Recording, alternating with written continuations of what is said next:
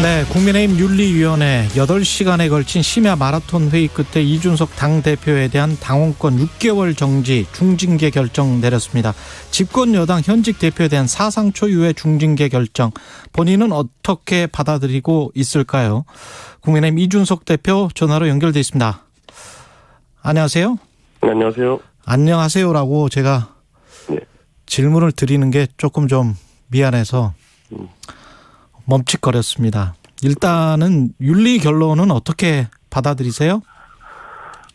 사실 윤리위라는 조직이 운영된 데 있어가지고 지금까지의 정치권에서 통용되던 관례는 결국에는 어떤 수사기관이나 아니면 재판 중인 사안에 대해 가지고는 그것의 결과에 따라 가지고 윤리위원회가 처분을 내리는 것이 관례였고, 지금도 보면은 저희 당 출신 의원들이나 이런 분들 대법원 판결까지 받아가지고 지금 아직까지 윤리 처분이 늦춰지고 있는 경우가 굉장히 많습니다. 근데 저 같은 경우에는 지금 수사 절차가 시작되지도 않은 상황 속에서 6개월 당원권 정지라는 중징계가 내려졌다는 것은 저는 아마 윤리위원회의 어떤 형평에 대해 가지고 이의를 제기할 수밖에 없는 상황이다, 이렇게 말씀드리겠습니다. 팩트가 확정돼야 징계를 결정할 수가 있는데 윤리가 자의적으로 결정한 것이 아니냐?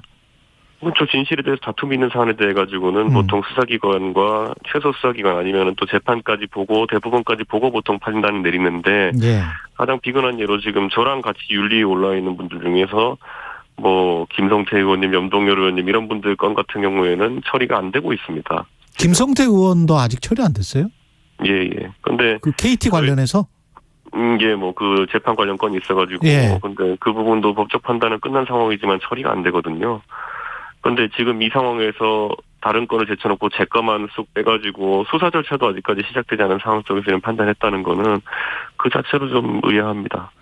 이게 처음에 문제 제기가 의혹이 나왔을 때가 가세연으로부터 나왔고 검찰 수사 기록 이야기가 나왔고 그렇게 됐단 말이죠. 쭉 상황이. 그리고 그때는 대통령 후보와 이준석 당대표가 갈등 상황이었단 말이죠. 예. 이게 그때도 음모론이 나왔었고 지금도 계속 그런 이야기 JTBC에서도 어제 방송을 했는데요. 예. 사실 저도 어제 윤리 소명하러 들어가기 직전에 JTBC에서 이번 이 윤리권에 대한 윗선 의혹이 있다고 보도를 하고, 사실 그에 대한 후속 보도도 계속 있을 걸로 저는 알고 있습니다. 왜냐하면 어제 한 내용만으로는 내용들이 확정되지 않는 게 있기 때문에 그럴 것 같은데, 그런 상황 속에서 종합적으로 판단해야 될 사항에 대해서 윤리위가 고려하지 않고 이렇게 빠르게 판단을 한 것이 오히려 의아하긴 합니다. 그 윗선이 누군지는 짐작을 하세요, 혹시? 저는 해당 보도를 보고 그 안에서 익명 처리된 부분 일부는 제가 바로 보자마자 식별할 수 있었다, 이렇게 말씀드리겠고요. 다만 제가 그것도 확정지어서 말하기는 어려운 상황이 아닌가 그런 생각합니다. 진실과 관련해서는 그때 그 2013년 경에 대전에 가서 그 사람을 만난 거는 사실입니까? 그것에 대해서는 제가 수사기관에도 밝힌 바가 있고, 그 해당 인물, 해당 기업가라고 하는 사람을 만나고 이런 것들에 대해 가지고는 제가 만난 것은 만났다, 만나지 않은 건 만나지 않았다, 이런 얘기를 했는데, 그 뒤에 보면은 언론에 나오고 또 이렇게 했던 것이 무슨 시계를 어떻게 줬느니, 아니면 또 메기구이집에 갔느니, 이런 것들은 솔직히 저희가 과거 서울시장 보궐선거라든지 이런 때부터 많이 보는 거 아니었습니까? 사실 제가 백팩을 맸다느니 이런 것들. 근데 저는 이런 것들이 굉장히 좀 무차별적인 의혹 제기식으로 나오는 것에 대해 가지고 어제 또 윤리에서 그런 부분에 대해 가지고는 또 살펴보지 않겠다고 했어요. 네. 결국에는 품위 유지 위반이라고 하는 것인데, 사실 품위 유지 위반이라고 하는 것은 그걸로 인해서 당에 끼친 손해가 무엇인지를 객관화해서 우리가 봐야 되는데, 사실 선거 2번 이긴 직후마당에 품위 유지 잘못해가지고 당에 손실을 끼친 것이 무엇인지를 저는 듣지도 못했거든요. 그러니까 저는 굉장히 이례적인 그런 윤리위원회 절차였다, 이렇게 생각합니다. 증거인멸 교사에 관해서는 종합적으로 고려했을 때 소명을 믿기 어렵다, 대표의 소명을 믿기 어렵다, 이렇게 판단을 했다는 거예요. 그러니까 그게 소위 말하는 사실관계에 대해서 윤리위원회가 사법적 판단을 하는 것인데, 사실 수사기관에서 하고 있는 게 해야 되는 게 정확히 그건데, 그걸 윤리위원회가 대행해가지고 믿기 어렵다, 믿을 수 있다, 이런 거면은 그러면은 그건 누가 로또를 맞으면은 믿기 어렵기 때문에 거기에 따라 가지고 문제가 생기는 겁니까? 아니면 예를 들어 어떤 확률적으로나 아니면 본인들이 믿기 어려운 일이 발생하면 그것이 뭐 허위 사실이 되는 겁니까? 그러니까 저는 그거는 윤리위원회가 굉장히 표현을 잘못한 것이다. 믿기 어렵기 때문에 징계한다. 이런 것은 굉장히 자의적인 기준이라고 생각합니다. 증거인멸 교사 의혹에서 교사를 한 당사자는 뭐 이준석이고 증거는 뭡니까 그러면?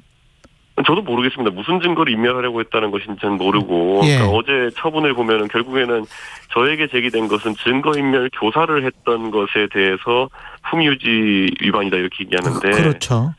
결국은 그렇게 믿기지 않는다라고 하는 것은 제가 증거인멸을 교사했다는 직접적인 어떤 증거나 아니면은 그런 거에 대한 뭐 확신을 가질 만한 상황은 전혀 없었고 근데 분위기상 보니까 왠지 교사했을 것 같다 이런 거 아닙니까?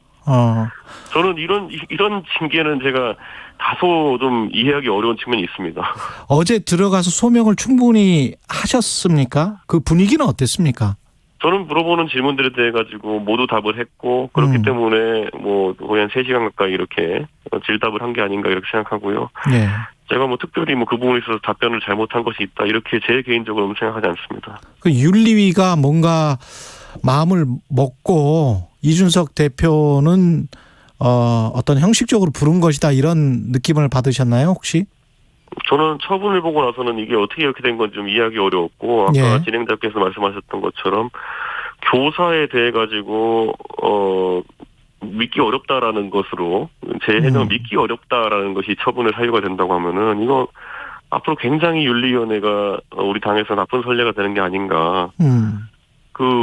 이런 것에 있어가지고 믿겨진다, 믿기 어렵다 이것은 판단의 기준 될 수 없고 이게 사실이 인정되느냐 아니냐가 돼야지 이게 처분이 가능한 것인데 저는 앞으로 믿기 어려운 것에 대해서는 전부 다 문제를 삼겠다고 한다면 이게 굉장히 좀 의아하죠. 예를 들어 예를 들어 앞으로 유튜브 채널이나 이런 데 가지고 계속 이렇게 뭐 어떤 의혹을 제기했는데 그럴듯한 내용으로 이렇게 이야기하면은 의혹이 믿어진다 하면은 그럼 징계 이렇게 할 것인지 저는 좀 이해가 안 갑니다. 그건. 지금 이준석 대표는 김 실장이 가서 7억과 관련된 무슨 사인을 한 것은 전혀 몰랐다는 입장인 거죠? 아니 그 부분에 대해 가지고 저한테 얘기를 안 했어요. 그거를 전혀. 네, 왜냐하면 그 내용이라는 것이 보면은 결국에는 그 뭐 투자 유치라고 하는 것이 사실 그 구속력이 있는 것도 아니고 김채원 정무실장이 가가지고 결국에는 그 개인 자격으로 그 병원이라는 곳에 가서 얘기를 하면서 이런 것은 뭐 충분히 나도 그냥 주변에 사업가들이 있는 사람들한테 얘기할 수 있을 것 같다. 그래가지고 대화하면서 그걸 그냥 그 장의사라고 하는 분의 요청으로 병원 원장께 보여드리기 위해 가지고 그런 걸 썼다고 하는데 사실 제 입장에서는 거꾸로 말하면 제가 그걸 쓰도록 교사할 이유가 하나도 없습니다. 제가 왜 괜히 의심받고 그런 걸 하겠습니까? 근데 그 시점에 그러니까 저는 그걸 제가 얻는 게 있는 것도 아니고 그래서 그거는 제가 봤을 때 그거야말로 사법적인 판단이라든지 아니면 수사기관의 판단을 받아봐야 되는 지점인데 그거를 지금 이렇게 하면 누가 그걸 판단을 받아들이겠습니까? 그리고 그 전부터 이제 불만을 제기하셨던 게 경찰이 그러면 빨리 수사나 조사를 하지 왜 이렇게 늦추는 거냐 이런 이야기를 했었단 말이죠. 지금도 그렇게 생각을 하세요, 경찰? 실제로 저는 이 사건에 있어가지고 수사나 이런 걸 받은 게 없습니다. 그렇기 때문에 수사를 받은 게 없다.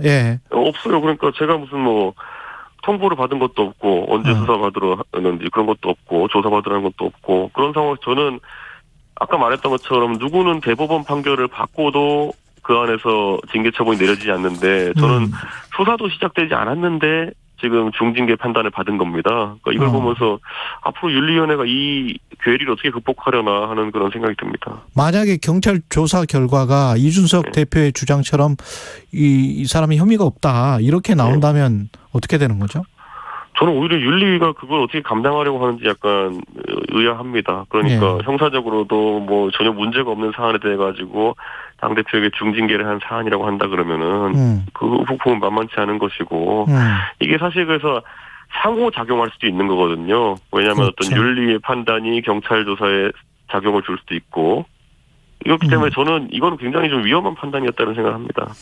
현재 가장 신난 분은 윤핵관인 것 같다. 익명의 뒤에 숨어서 당내 분란을 일으키는 분들이다. 이준석 당대표가 윤리 전날까지도 한 이야기인데 네. 예, 정치적 제거의 목적이 있다고 보세요?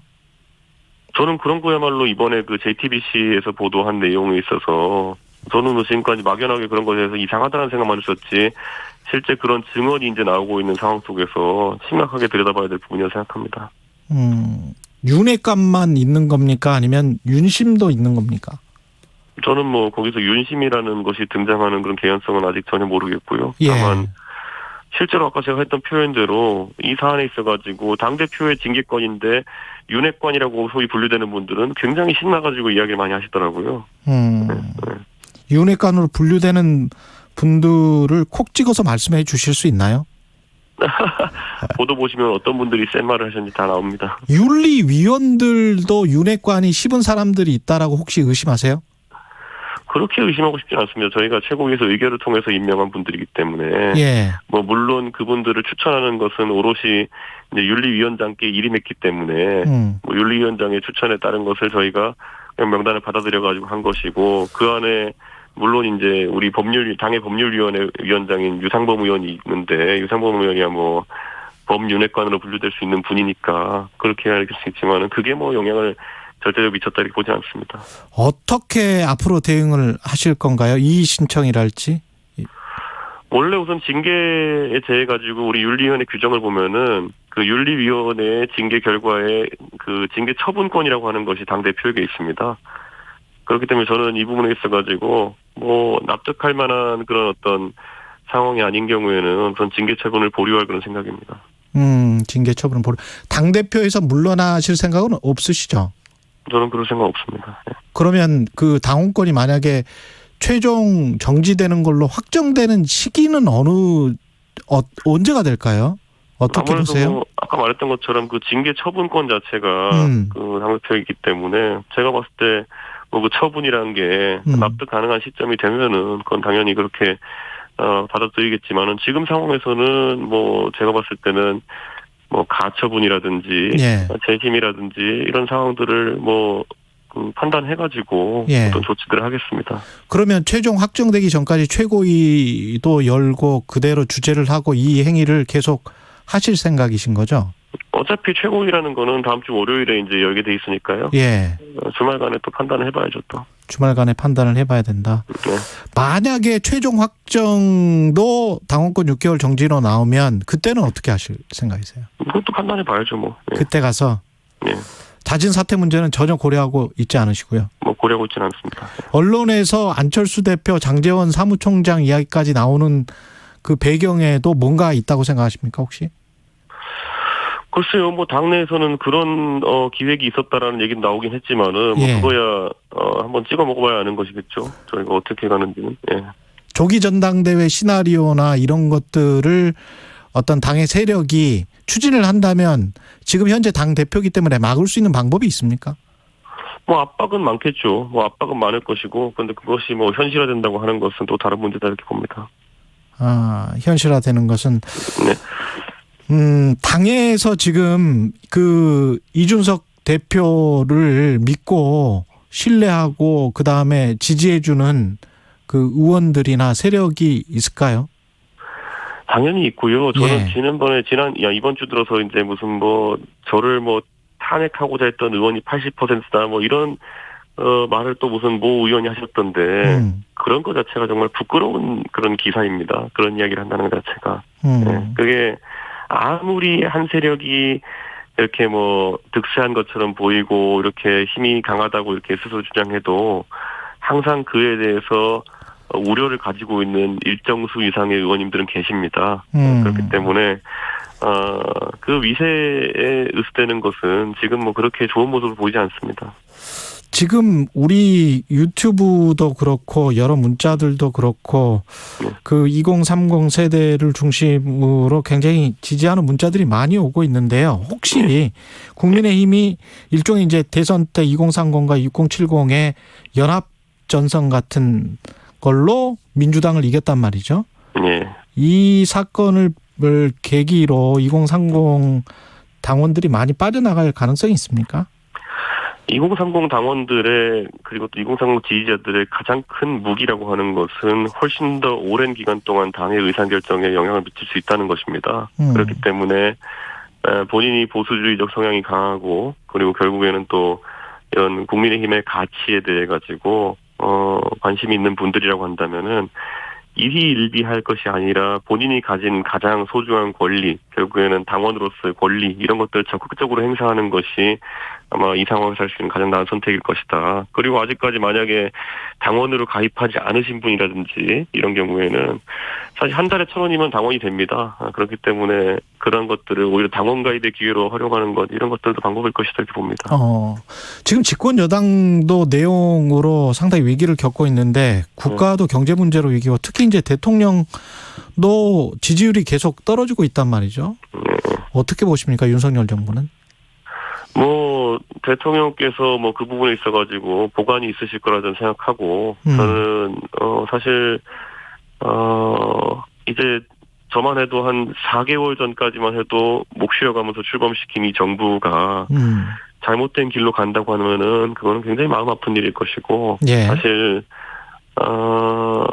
글쎄, 많은 국민들에게 상처를 주는 부분일 것이다. 이미 대통령에 대한 어떤 일부 지표에서의 그런 어떤 국정수행 지지도라고 하는 것이 대선 때 득표율보다 밑으로 내려간 경우도 있거든요. 예. 그 경우에는 정권 초기에 이미 실망한 유권자들이 덜어 있다는 이야기 같기도 하고, 가장 우려스러운 것은 최근에 보면은 이렇게 단순히 그 지지 반대 이렇게 보기보다는 긍정적 부정적 보기보다는 매우 부정적인 수치가 유별나게 높습니다. 부정적 중에서도. 예.